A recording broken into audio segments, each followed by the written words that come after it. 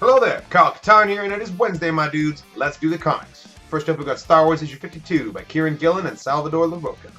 The Rebel fleet is locked down tight. Queen Trios has betrayed them, and the Empire is closing in for the kill.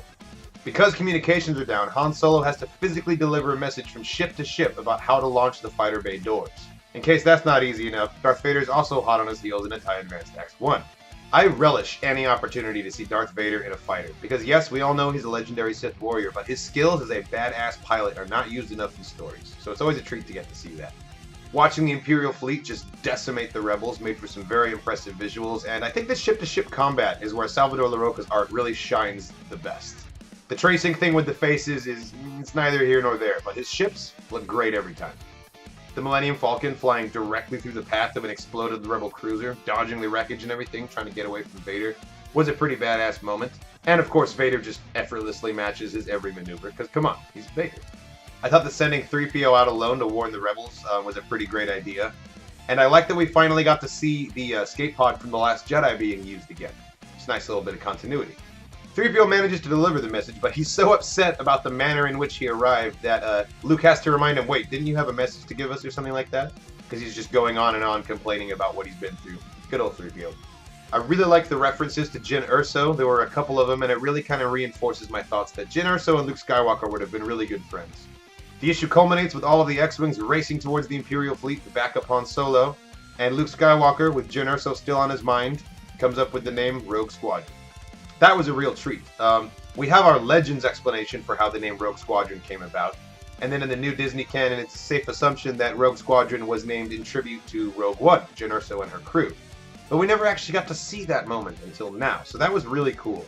The cover art for the next issue has Han Solo looking cheesy as hell in an X-Wing flight suit, so I'm looking forward to getting that. Next up, we have the 5th issue of The Last Jedi adaptation by Gary Whitta and Michael Walsh. So this issue covers most of the climactic moments in the movie. Rey and Snoke's confrontation, Finn and Rose almost getting executed by Phasma and Hux, and of course Admiral Holdo's lightspeed maneuver, which was visually one of the coolest moments in the film by far. The artwork in this issue is solid, particularly in the part where Kylo and Rey team up to fight off the Praetorian Guards. The color work is really vibrant and super engaging. Finn defeats Phasma in one-on-one combat, but her death is just as ambiguous in the comic as it was in the movie. It's really not clear. But I, for one, think that she is dead, if for no other reason than because Gwendolyn Christie was not on the casting list announcement for Episode 9. If she's not returning, the character might actually be dead.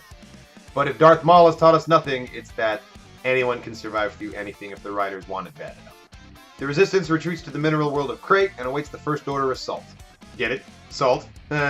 We get more excellent uses of color in the Crate battle sequence, with big splashes of red as the minerals are exploding around in this otherwise very white and translucent environment.